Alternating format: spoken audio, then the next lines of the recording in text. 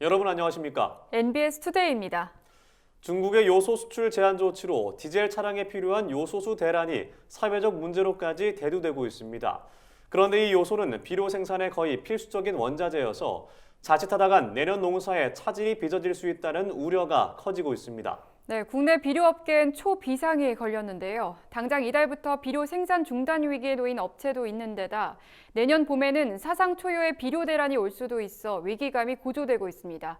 김인경 기자가 취재했습니다. 중국발 요소 품귀 현상이 내년 농사에까지 영향을 미칠 전망입니다. 중국은 지난 10월 15일부터 요소 수출 전 상품 검사 실시를 의무화했습니다. 석탄 가격 상승과 전력난 등을 이유로 요소 수출을 사실상 제한한 겁니다.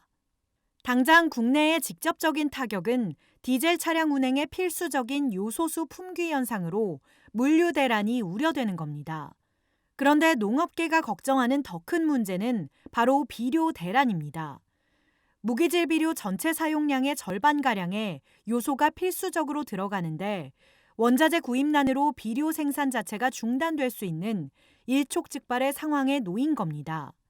국내 농업계의 연간 요소 사용량은 45만 톤에서 50만 톤가량, 물량 전체를 중국 중동 지역, 동남아 등지에서 수입해왔는데 작년까지만 해도 50%이던 중국 의존도는 선박물류 대란과 가격 경쟁력 등으로 인해 올해 70% 수준까지 올랐습니다. 그러던 중 중국이 수출의 문을 걸어 잠그고 중동, 동남아산 요소를 인도 등 거래량이 많은 다른 국가가 고가에 가져가다 보니 요소 가격은 그야말로 부르는 게 값인 상황. 실제로 지난해 연말 1톤당 290에서 300달러 수준이던 요소 가격은 중국의 수출 제한 조치 이후 톤당 900달러 수준으로 3배로 껑충 뛰었습니다. 심지어 900달러를 주고도 구하지 못하는 경우가 비일비재한 실정이라 비료업계의 요소 재고는 평년의 5분의 1에 그치는 2만 톤 수준으로 급감했습니다. 농업용 비료의 전체 사용량의 한 45%가 차지하니까 요소가 수입이 안 된다 그러면은 사용을 못 하는 거죠.